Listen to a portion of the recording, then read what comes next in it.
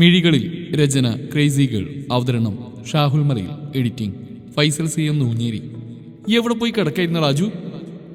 നിന്റെയൊക്കെ കാട്ടിക്കുള്ളിൽ കഴിഞ്ഞ് വീട്ടിലെത്തി പുലർച്ചെ 7 മണിക്കാ. ഉറങ്ങി എണീറ്റപ്പോൾ തന്നെ അമ്മയുടെ വക ആവോളം കിട്ടി. മനുഷ്യന്റെ തല വേദനിച്ചിട്ട് വയ്യ. ഗിരി തലക്ക് കൈ കൊടുത്ത് കുടഞ്ഞുകൊണ്ട് മരച്ചൂട്ടിൽ കയറിയിരുന്നു. അത് പിന്നെ പാർട്ടിയല്ലായിരുന്നു, നിന്നെ തേച്ചിട്ട് പോയ സ്മൃതിമോളുടെ ഓർമ്മയ്ക്ക് വേണ്ടി. ബാസിത്ത് എന്ന ബാസി പറഞ്ഞതും അവിടെ ചിരി ഉയർന്നു. ഗിരിക് ജെയ്സണും ദേവകിയും എന്ന പ്രണയ ദമ്പതികളുടെ ഒരേ ഒരു വിത്ത്. ഇപ്പൊ PG കഴിഞ്ഞ് തേരാപാരം നടക്കുന്നു. അവന്റെ ഉറ്റ ചങ്ങാതിമാർ അജിൽ എന്ന അജുവും ബാസിത്ത് എന്ന ബാസിയും. അജിൽ ഇപ്പോൾ ഒരു ബാങ്കിൽ ജോബിന് കയറി. ബാസിത്ത് വിദേശത്ത് ഉപ്പാന്റെ കമ്പനിയിൽ പോകാനായി കാത്തിരിക്കുന്നു. അജിലിന്റെ ജോലി 4 മണിക്ക് കഴിഞ്ഞാൽ നാട്ടിൽ ലൈബ്രറിക്ക് മുന്നിലെ മരച്ചൂട്ടിലെ സ്ഥിരം സന്ദർശകരാണ്. കളിക്കൂട്ടുകാരായതിനാൽ പണ്ട് തൊട്ടേയുള്ള ശീലം. അതുകൊണ്ട് തന്നെ മൂവരുടെ കുടുംബസ്വത്താണെന്ന അധികാരം മൂവർക്കുമുണ്ട്. അത് നാട്ടുകാർക്കും അറിയാം. ആഹാ, ദേവരണ് അജലേട്ടന്റെ മീരുമോള്. ലൈബ്രറിയിൽ നിന്ന് ഇറങ്ങുന്ന പെണ്ണിനെ നോക്കി ബാസി പറഞ്ഞതും അജൽ ഗിരിയുടെ അപ്പുറത്തിരിക്കുന്നവനെ കൈനീട്ടി അടിച്ചു. നാട്ടിൽ രഹസ്യമായ പരസ്യമാണ് അജലും മീരയും തമ്മിലുള്ള ബന്ധം. ജോബുള്ള നല്ല കുടുംബത്തിലെ ചെക്കനായതുകൊണ്ട് തന്നെ ഇരു വീട്ടുകാർ അറിഞ്ഞിട്ടും കണ്ണടക്കുന്നതാണ് സത്യം. അതേതാ പുതിയ അവതാരം? മരച്ചോട്ടിനടുത്തേക്ക് നടന്നു വരുന്ന മീരയുടെ കൈയും പിടിച്ച് മന്ദം നടന്നു വരുന്ന പെൺകുട്ടിയെ നോക്കി ബാസി ചോദിച്ചപ്പോഴാണ് ഗിരി അവളെ ശ്രദ്ധിച്ചത്. ദൂരെ നിന്ന് നടന്നു വരികയാണെങ്കിലും അവളുടെ കണ്ണുകൾ ഗിരിയിലാണെന്ന് അവന് മനസ്സിലായിരുന്നു. ചുണ്ടിൽ പതിഞ്ഞ പുഞ്ചിരിയും. ഒരു മാത്രം അവനെ കണ്ടിട്ടും കണ്ണുകൾ മാറ്റാതെ അവനെ തന്നെ കണ്ണു പതിപ്പിച്ച് നോക്കുന്നവളെ കാണെ അവന്റെ മുഖം ചുളിഞ്ഞു. എനിക്കറിയില്ലടാ, ഈ നാട്ടിൽ കണ്ടിട്ടില്ലല്ലോ. എന്തായാലും പെണ്ണിന്റെ നോട്ടം ഗിരിയില. അജൽ പറഞ്ഞു കേട്ട് ബാസി ചിരിച്ചു. അടുത്ത ട്രീറ്റുള്ള വകയായി. ബാസി ചിരിയടക്കി പറഞ്ഞതും ഗിരി അവന്റെ കാലിനിട്ടൊന്ന് കൊടുത്തു. മൂവർ സംഘം നേരത്തെ എത്തിയോ? മീര അടുത്തെത്തി കൈകെട്ടി ചോദിച്ചതും അജി അവൾക്ക് കണ്ണിറുക്കി കാട്ടി. കൂടുതൽ കണ്ണിറുക്കിയാരേ കുത്തി പൊട്ടിക്കും ഞാൻ. ഇന്നലെ വിളിച്ചപ്പോ എന്തായിരുന്നു? ഓവർ ടൈം ആയിരുന്നു. നീ തലവേദനിക്കുന്നു, കിടക്കട്ടെ എന്നല്ലേ? ഇതിന്റെ മോനെപ്പോഴാ വീട്ടിലെത്തിയേ? പുലർച്ചക്കോ? മീര അജലിനെ നോക്കി തറപ്പിച്ചതും ബാസിയും മനു ചിരിയടക്കി. നീ എങ്ങനെ അറിഞ്ഞു? അജി അവളെ കണ്ണുമിഴിച്ച് നോക്കി. മോന് മറന്നു പോകുന്നൊരു കാര്യമുണ്ട്. ഈ ഇരിക്കുന്ന ഗിരിയുടെ അയൽവാസിയെ ഞാൻ. ഇങ്ങേരി കയറി വരുന്ന ഇറങ്ങിപ്പോകുന്നത് ഞാൻ കാണുന്നുണ്ട്. അവൾ പറഞ്ഞതും അജു നന്നായിട്ടൊന്ന് വിളിച്ചുകാട്ടി. ഗിരിയുടെ അപ്പച്ചിയുടെ മോളാണ് മീര. അവളുടെ വീടും ഗിരിയുടെ തൊട്ടുമുമ്പിലെ റോഡിനപ്പുറമാണ്. അങ്ങനെയാണ് അജുവിൻ്റെയും മീരയുടെയും കണ്ടുമുട്ടലും. ഗിരി അവരുടെ സംസാരം കേട്ട് ചിരിച്ചുകൊണ്ട് മീരയുടെ അടുത്തുള്ള പെണ്ണിനെ നോക്കിയതും അവനിൽ നിന്ന് കണ്ണുകൾ മാറ്റാതെ അവനെ തന്നെ നോക്കി പുഞ്ചിരിച്ചിരിക്കുന്ന പെണ്ണിനെ കാണെ അവന്റെ മുഖം മാറി. ഇതെന്താ ആണുങ്ങളെ കാണാത്ത പോലെ നോക്കുന്നേ? നേരത്തെ ആയല്ലോ. ഇവളേതാ? ആ പെണ്ണിന്റെ മുഖത്തേക്ക് നോക്കിയവൻ പറഞ്ഞതും അവളുടെ ചിരിമാഞ്ഞു. അപ്പോഴും കണ്ണുകൾ അവനിൽ തങ്ങി നിന്നു. ഗിരി, മീര അവനെ കനപ്പിച്ച് നോക്കി വിളിച്ചു. ഇത് ശങ്കരമാവന്റെ വീടില്ലേ? അവിടെ പുതുതായിട്ട് വന്ന താമസക്കാരുടെ മോളാ, മീര പറഞ്ഞു. ഗിരിയുടെ വീടിനും അതിനപ്പുറത്തുള്ള വീടാണ് ശങ്കരമാവന്റെ. ഇങ്ങനൊരു അയൽവാസി വന്നത് അവൻ അപ്പോഴായിരുന്നു അറിഞ്ഞത്. പിന്നെ ഈ കുട്ടിക്ക് കണ്ണു കാണില്ല. മീര ശബ്ദം താഴ്ത്തി പറഞ്ഞതും മൂവരും ഞെട്ടലോടെ അവളെ നോക്കിപ്പോയി. അപ്പോഴും ഗിരിയിൽ തന്നെ നോക്കി പുഞ്ചിരി വരുത്തുന്നവളെ കാണെ അവന് വല്ലാതെ തോന്നി. സോറി ഏട്ടാ, ആരെയും നോക്കുന്നതെന്നറിയില്ല, അറിയാതെയാണേ. അവളുടെ പതിഞ്ഞ സ്വരം കാതിലൂടെ നെഞ്ചിൽ തുളഞ്ഞു കയറിയതുപോലെ തോന്നി അവന്. ഛേ, ഇവൻ അറിയാതെ പറഞ്ഞ സോറി ട്ടോ. അജു ഗിരിയെ കൂർപ്പിച്ച് നോക്കിയിട്ട് പറഞ്ഞു. I am sorry. ഗിരിയുടെ ശബ്ദം താഴ്ന്നു. അവളുടെ ചുണ്ടിലുള്ള പുഞ്ചിരി തിരികെ വന്നിരുന്നു. സാരമില്ലെന്നേ, അവൾ പതിയെ പറഞ്ഞു. മീരജി പോവാം, അച്ഛനും അമ്മയും ടെൻഷൻ അടിക്കും, കുറേ സമയമായില്ലേ. മീരയുടെ കയ്യിൽ പിടിച്ച് അവൾ പറഞ്ഞതോ മീര മൂവരോട് യാത്ര പറഞ്ഞ് അജിലിനോട് വിളിക്കാമെന്ന് പറഞ്ഞ് നടന്നു നീങ്ങി. അല്ല, അവളുടെ പേരെന്നാ? ഗിരി മനസ്സിലോർത്തും അജു വിളിച്ചു വെച്ച് കേട്ട് അവൻ പോകുന്നവരെ കണ്ണുപിടുത്തി നോക്കി. മൈന. ചെറുതായി പതുങ്ങി തലയിരിച്ച് അവൾ മെല്ലെ പറഞ്ഞുകൊണ്ട് നടന്നു നീങ്ങി. മൈന. അവന്റെ ചുണ്ടുകൾ മന്ത്രിച്ചു. മൈനെ, ഒന്ന് അടങ്ങിയിരിക്കുക കുട്ടി. ഞാനൊന്ന് നടക്കട്ടെ അമ്മേ. രാവിലെ എണീറ്റ് ഉമ്മറത്തേക്ക് വന്നപ്പോഴായിരുന്നു അവൻ തൊട്ടടുത്ത വീട്ടിൽ ശബ്ദം കേട്ട് അവിടേക്ക് നോക്കിയത്. മതിലധികം ഉയർത്തി കെട്ടാത്തതുകൊണ്ട് തന്നെ അവരുടെ വീടും മുറ്റവും അവന് നന്നായി കാണാമായിരുന്നു. വീടിന് പടിക്കലിരുന്ന് മടിയിൽ മുറം വെച്ച് ചുവന്ന മുളകിന്റെ മുട്ടുകളയുന്ന സ്ത്രീയെയാണ് അവൻ ആദ്യം കണ്ടത്. ഇടയ്ക്കിടെ അവരുടെ കണ്ണുകൾ മുന്നിലേക്ക് നീങ്ങുന്നത് കണ്ടു. അവനും മുറ്റത്തേക്ക് നോക്കി. ഇരു കൈകളും നീട്ടി തപ്പി തടഞ്ഞ് മുറ്റത്തോട് നടക്കുന്നവളെ കാണെ അവന്റെ കണ്ണുകൾ അവളിൽ തങ്ങി നിന്നു. പതിവിലും സന്തോഷം നിറഞ്ഞിരുന്ന പുഞ്ചിരി തങ്ങിയ മുഖം കാണെ അവനിൽ വല്ലാത്തൊരു അത്ഭുതം തോന്നി. കണ്ണാ, ചായ കുടിക്കടാ. ഉമ്മറത്തേക്ക് അവനടുത്ത് വന്ന ദേവി അവന്റെ കയ്യിൽ ചായ വെച്ചു കൊടുത്തു. അവൻ വാങ്ങിക്കൊണ്ട് ചായ മോന്തി കുടിച്ചു. ആ, നീ അറിഞ്ഞോ, ശങ്കരേട്ടന്റെ വീട്ടിൽ പുതിയ താമസക്കാർ വന്നു? മീര പറഞ്ഞിരുന്നു. അമ്മ പരിചയപ്പെട്ടോ? അവൻ ദേവകിയെ നോക്കി. അയാളൊരു റേഷൻ കടക്കാരനാ. ഭാര്യ മാധവി, പിന്നെ ഒരു മോള മൈന. നല്ല സുന്ദരി കൊച്ച, പക്ഷേ അതിന് കാഴ്ചയില്ല, പാവം. ദേവകിയുടെ മുഖത്ത് അവളോടുള്ള സഹതാപം നിറഞ്ഞു. ആ കുട്ടിക്ക് കോളേജിൽ അഡ്മിഷൻ കിട്ടിയത് ഇവിടെയാ, അതുകൊണ്ടാ ഇവിടേക്ക് താമസം മാറിയത്. അമ്മ അടങ്ങിയിരിക്കാൻ വിളിക്കുമ്പോഴെല്ലാം കുസൃതിയോടെ കൈകൾ നീട്ടി പതിയെ നടക്കുന്നവളെ കാണെ അവനിൽ പുഞ്ചിരി നിറഞ്ഞു. പെട്ടെന്നാണ് കാറ് തന്നെ അവൾ മുന്നോട്ട് വീണത്. ഗിരി ഞെട്ടിപ്പോയി. മോളെ! മാധവിയുടെ ശബ്ദം കേട്ടാണ് ദേവകി അവിടേക്ക് നോക്കിയത്. നിലത്ത് വീണെടുക്കുന്ന മൈനയെ കാണെ ദേവകി ചെരിപ്പടിഞ്ഞ് മുറ്റത്തേക്ക് ഇറങ്ങിക്കൊണ്ട് അവിടേക്ക് നോക്കി. എന്തു പറ്റി മാധു? ഒന്നുമില്ല എൻ്റെ ദേവകി, ഇവളോട് 100 തവണ പറഞ്ഞതാ അടങ്ങിയിരിക്കാൻ. മൈനയെ പിടിച്ചെഴുന്നേൽപ്പിച്ചുകൊണ്ട് മാധവി പറഞ്ഞതും മൈന നന്നായി ചിരിച്ചു. എന്തിനാ കുട്ടി, അടങ്ങിയിരുന്നൂടെ? വീട്ടിൽ നിന്നും അടുത്തു ദേവമേ, പുതിയ വീടല്ലേ, ഒന്ന് നടക്കാന്ന് കരുതി. കിളിക്കൊഞ്ചലോടെയുള്ള അവളുടെ സംസാരം കേട്ടതും ദേവകിയിൽ വാത്സല്യം തോന്നി. മീരയോടൊപ്പം ആദ്യമായി മൈന ഗിരിയുടെ വീട്ടിലേക്ക് വന്നതായിരുന്നു. ആഹാ, ഇതാരൊക്കെയാ? വാ ഇരിക്ക്. ദേവകി അവളുടെ കയ്യിൽ പിടിച്ച് സോഫയിൽ ഇരുത്തി. എത്ര വിളിച്ചു എന്നറിയൊന്നു വരാൻ, പെണ്ണിനെ നാണം. മീര മൈനയെ നോക്കി പറഞ്ഞു. അവൾ ചമ്മരോട് ചിരിച്ചു. എന്തിനാ നാണം? ദേവമ്മയുടെ വീട്ടിൽ മോൾക്ക് എപ്പോൾ വേണേലും വരാലോ. ദേവകി അവൾ തലോടി പറഞ്ഞുകൊണ്ട് കിച്ചണിലേക്ക് നടന്നു. നീ ഇവിടെ ഇരിക്കട്ടോ, ദേവമായി നല്ല ടേസ്റ്റി ഫുഡാക്കിയിട്ടുണ്ടാവും, ഞാൻ പോയി നോക്കട്ടെ. മീര പറഞ്ഞിട്ട് അവൾ തലയാട്ടി. മീരയുടെ കാൽപ്പാത അകന്നു പോയതറിഞ്ഞതും മൈന അവിടെ അടങ്ങിയിരുന്നു. കണ്ണുകളിൽ ഇരുട്ടാണെങ്കിലും ചെവിയിൽ പതിയുന്ന ശബ്ദങ്ങളും നാസികയിൽ തുളച്ചു കയറുന്ന ഗന്ധങ്ങളും അവൾ സന്തോഷത്തോടെ ശ്വസിച്ചിരുന്നു. പടികൾ ഇറങ്ങി വന്ന ഗിരി സോഫയിൽ ഇരിക്കുന്നവളെ കണ്ടത് അമ്പരന്നു. പകുതി വരെ ഇട്ട ഷർട്ടിന്റെ ബട്ടൺ മുഴുവനായി ഇട്ടുകൊണ്ട് അവൻ താഴെ ഇറങ്ങിയതും അതുവരെ പുഞ്ചിരിച്ചിരുന്നവളുടെ പുഞ്ചിരി മാഞ്ഞ് വെപ്രാളത്തോടെ സോഫയിൽ നിന്ന് തപ്പിത്തടഞ്ഞ് എണീറ്റു. ആരാ? അവളുടെ പതിഞ്ഞ സ്വരം ഇരുന്നതും അവൻ മിണ്ടാതെ അവളെ കണ്ണുവിടത്തി നോക്കി കൈകെട്ടി നിന്നു. ആരാത്? വീണ്ടും പരിഭ്രമത്തോടെ അവളുടെ ശബ്ദം നീർത്തു. എന്തുപറ്റി മൈനെ? അടുക്കളയിൽ നിന്ന് മീര ഹാളിലേക്ക് വന്നപ്പോഴാണ് ഗിരി അവൾ കണ്ടത്. മീരച്ചി, ഇവിടെ വേറെ ആരോ? കണ്ണുകൾ നാലുപാടും പിടച്ചവൾ പറഞ്ഞതും ഗിരി മിണ്ടല്ലേ എന്ന പോലെ ചുണ്ടിൽ കൈവച്ച്. വേറെ ആരാ? ഞാനാ മൈനെ. മീര അവന് നേരെ തലയാട്ടിക്കൊണ്ട് പറഞ്ഞു. അല്ല മീരച്ചി, വേറെ ആരുണ്ട്, എനിക്കറിയാം. മൈന പറയുന്ന കേൾക്ക് അവനിൽ അത്ഭുതം തോന്നി. എങ്ങനെ? മീര സംശയത്തോടെ അവൾ നോക്കി. ആരോ നടന്നു വരുന്നത് ഞാൻ അറിഞ്ഞ, പിന്നെ പിന്നെ പെർഫ്യൂമിൻ്റെ മണം ആരോ ഉണ്ട്, എനിക്ക് ഉറപ്പാ. അവളുടെ ചുണ്ടുകൾ കൂർത്തു. അത്ഭുതത്തോടെ ഗിരി അവൻ്റെ ഷർട്ട് മണത്തു നോക്കി. പോളോ പെർഫ്യൂമിൻ്റെ മണം മൂക്കിലേക്ക് കയറിയതും അവന് ചിരി പൊട്ടി. ആഹാ, നീ കൊള്ളാലോ വച്ച്. ഗിരിയുടെ ശബ്ദം കേട്ടതും അവൾ ഞെട്ടി. പേടിക്കണ്ട മൈനെ, ഗിരിയ നിന്നെ പറ്റിക്കാൻ നോക്കിയതവൻ. നീ പറഞ്ഞ പോലെ അവനിവിടെ നിൽപ്പുണ്ട്. മീര അവൾക്കടുത്തേക്ക് വന്ന് പറഞ്ഞുകൊണ്ട് സോഫയിലിരുത്തി. എനിക്ക് തോന്നി. പതിഞ്ഞ ശബ്ദത്തോടെ പറഞ്ഞുകൊണ്ടവൾ തലതാഴ്ത്തിയിരുന്നു.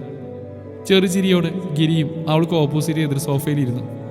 ദേവകി വന്നതും മീരയും ദേവകിയും ടി വിയിൽ ഓണായ സീരിയൽ മുഴുകി മുന്നിൽ കൊണ്ടുവച്ച പലഹാരം കഴിച്ചുകൊണ്ട് ഓരോരുത്തരെ പറ്റി അഭിപ്രായം പറയാൻ തുടങ്ങി. അവരുടെ സംസാരം കാതോർത്ത് ചെറുചിരിയോടെ മൈന സോഫയിലിരുന്നു.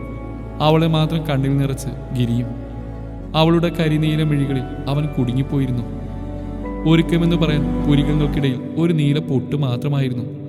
പക്ഷെ അവളെ മനോഹരിയാക്കുന്നത് ചുണ്ടിലെ മായാത്ത പുഞ്ചിരിയാണെന്ന് അവന് തോന്നി. മൊബൈൽ അടിച്ചപ്പോഴാണ് അവൻ ബോധത്തിലേക്ക് വന്ന്. ആ ദേ വരുന്നു. ചെവിയിൽ ഫോൺ വെച്ച് അവൻ പറഞ്ഞതും മീര അവനെ നോക്കി. ലൈബ്രറിയിലേക്കല്ലേ? ഞങ്ങളുണ്ട്. മീര പറഞ്ഞു കേട്ടവൻ അമർത്തി നോക്കി മൂളി. അവൾ കൊഞ്ഞനും കുത്തി.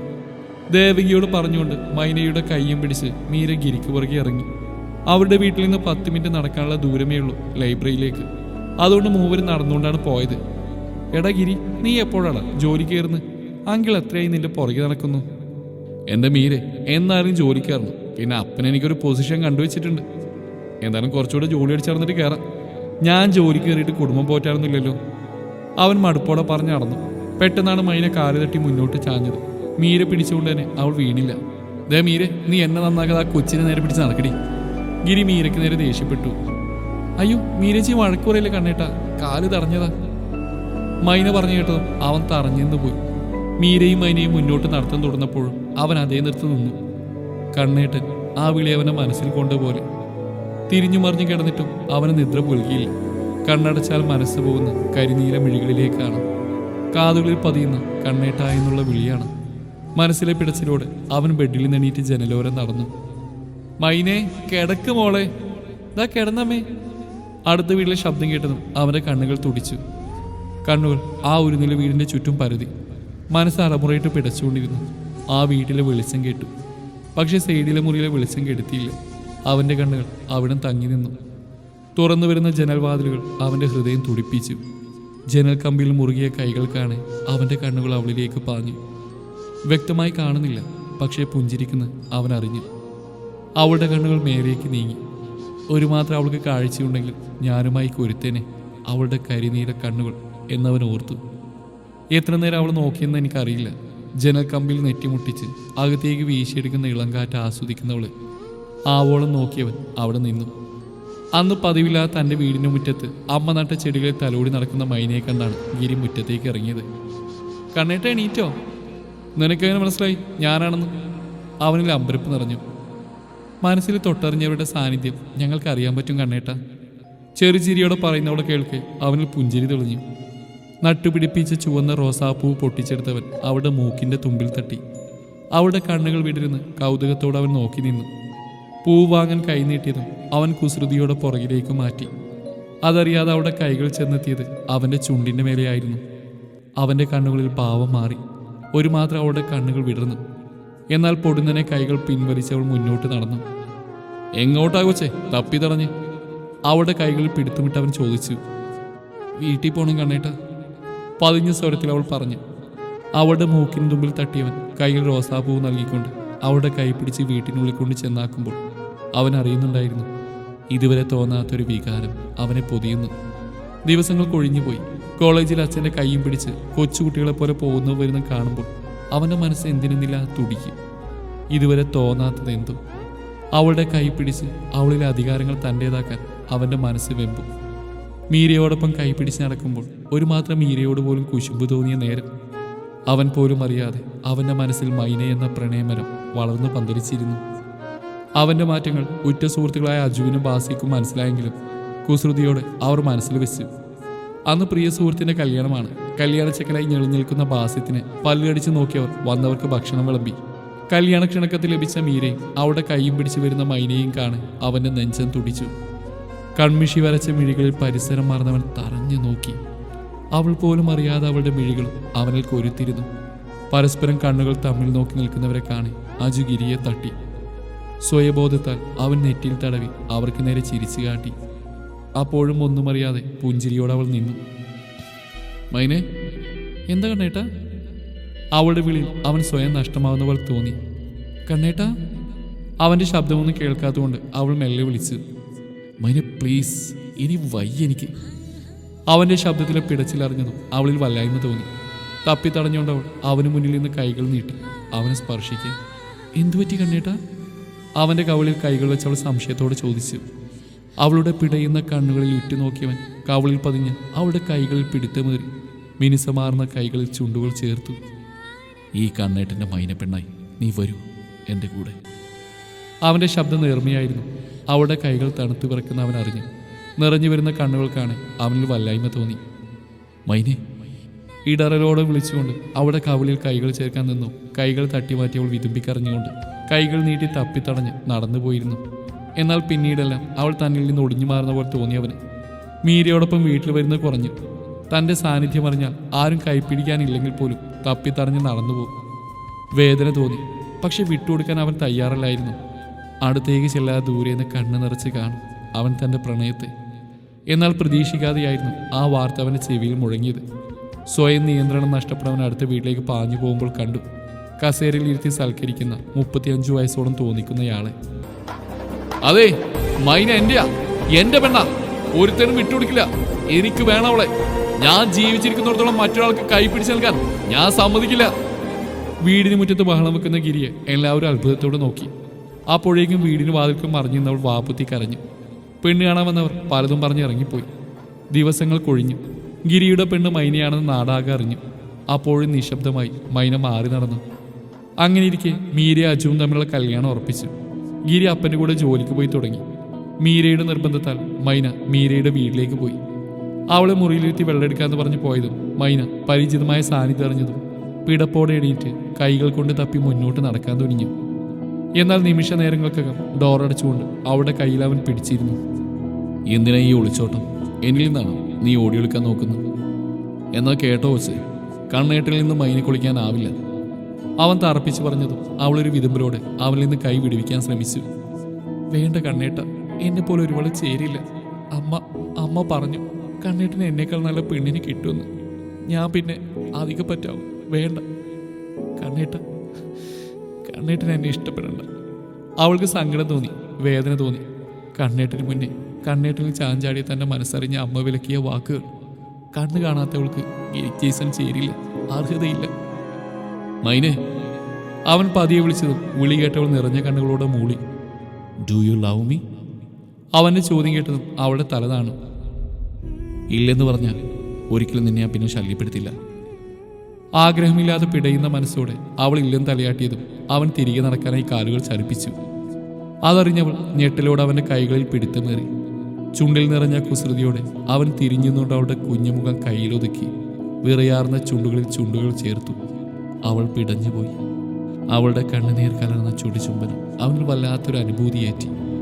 വിയർപ്പ് പൊടിഞ്ഞ അവളുടെ മീശത്തുമ്പിലെ വിയർപ്പിൻ തുള്ളികൾ നുണഞ്ഞുകൊണ്ടവൻ അവളിൽ നിന്ന് അടർന്നു മാറുമ്പോൾ അവളുടെ കവിളുകൾ ചുവന്ന റോസാപ്പൂ ഇതളുകളെ പോലെ തുടുത്തിരുന്നു. മൈനെ, എൻ്റെ കൂടെ ഒറ്റയ്ക്ക് ഈ മുറിയിൽ പേടിയില്ല നിനക്ക്? അവൻ പറഞ്ഞു കേട്ടവൾ ചിരിച്ചു. മനസ്സ് തൊട്ടറിഞ്ഞവരുടെ സാന്നിധ്യം ഒരിക്കലും പേടി തോന്നിക്കില്ല കണ്ണേട്ട. പകരം എപ്പോഴും കൈ ചേർത്ത് നടക്കാൻ തോന്നും. അവൾ പറഞ്ഞു കഴിഞ്ഞതും അവൻ അവളെ നെഞ്ചോരം ചേർത്തിരുന്നു. അമ്മേ, മൈനയും കൊണ്ട് ഞാൻ പുറത്തു പോവാ. മീരയുടെ വീട്ടിൽ നിന്ന് മൈനയുടെ കൈ പിടിച്ച് ബൈക്കിലെത്തി അവൻ വിളിച്ചു പറഞ്ഞു. ജെയ്സണും ദേവകിയും വിജയനും മാധവിയും അവന്റെ ശബ്ദം കേട്ട് പുറത്തെത്തി. പിന്നെ ഇനി മുതൽ ഇവൾ എൻ്റെ പെണ്ണ. ചേർച്ചയിൽ അർഹതയില്ല എന്ന് പറഞ്ഞ ആരെങ്കിലും മുടക്കം പറഞ്ഞാ പിറ്റേന്ന് എണീക്കുമ്പോൾ ഇവരുടെ കഴുത്തിൽ എൻ്റെ മിന്നു കാണും. പറഞ്ഞില്ല എന്ന് വേണ്ട. മൈനയുടെ വീട്ടിൽ അവിടെ അമ്മയെ തറപ്പിച്ചു നോക്കിയവൻ പറഞ്ഞതും അവരുടെ തല താണിരുന്നു. പേടിയോടെ ഇരിക്കുന്നവരുടെ കൈകൾ വയറിൽ ചുറ്റിയവൻ ബൈക്ക് മുന്നോട്ടെടുത്തു. ആ പെണ്ണിനെയും കൂടെ എവിടേക്കാടെ അവൻ പോണേ? വല്ല കുരുത്തക്കേട് ഒപ്പിക്കോ? ജെയ്സൺ ദേവകിയെ നോക്കി. അവനെ അപ്പൻ്റെ മോന, സ്വന്താക്കാതെ ഒന്നില്ല അവൻ കൈവക്കില്ല. ജെയ്സൺ നോക്കി പുച്ഛിച്ച് പറഞ്ഞ് ദേവകി പോകുമ്പോൾ അയാളിൽ പൊട്ടിച്ചിരി ഉയർന്നിരുന്നു. ശരിക്കും ഇഷ്ടമാണോ അതോ കൂട്ടുകാർക്ക് അടുത്ത ട്രീറ്റിനുള്ള വകയാണോ? അവളുടെ ശബ്ദത്തിൽ കുസൃതി നിറഞ്ഞു. അവൻ അവളുടെ ഇടുപ്പിൽ ചുറ്റിപ്പിടിച്ച് തന്നിലേക്ക് ചേർത്ത് നിർത്തി. കൊടുക്കൂ, അവർക്ക് വേണ്ടി വലിയ ട്രീറ്റ് ഞാൻ നൽകും. അന്ന് ഈ കണ്ണൻ്റെ മൈനയായി എൻ്റെ കൈകോർത്ത് നീയും ഉണ്ടാവും. അവളെ ഉറ്റുനോക്കി അവൻ പറഞ്ഞു. അവളുടെ കൈകൾ അവൻ്റെ മുഖമാകെ വിരലോടിച്ചു. ഇരുട്ടു പടർന്ന അവളുടെ കണ്ണുകളിൽ അവൻ്റെ മുഖം വ്യക്തമായിരുന്നു. ചുണ്ടുകളിലേക്ക് നീണ്ട അവളുടെ വിരലുകളിൽ അവൻ്റെ ചുണ്ടുകൾ അമർന്നു. പുഞ്ചിരിയോടെ അവൾ കൈകൾ പിൻവലിച്ചു. ഹൃദയത്തിലെ തുടിപ്പോടെ അവളിലേക്ക് മുഖമടുപ്പിച്ചവൻ അവളുടെ മിഴികളിൽ ചുണ്ടുകൾ അമർത്തി. അവളുടെ കൈകൾ അവൻ്റെ നെഞ്ചിൽ അമർന്നു നിന്നു.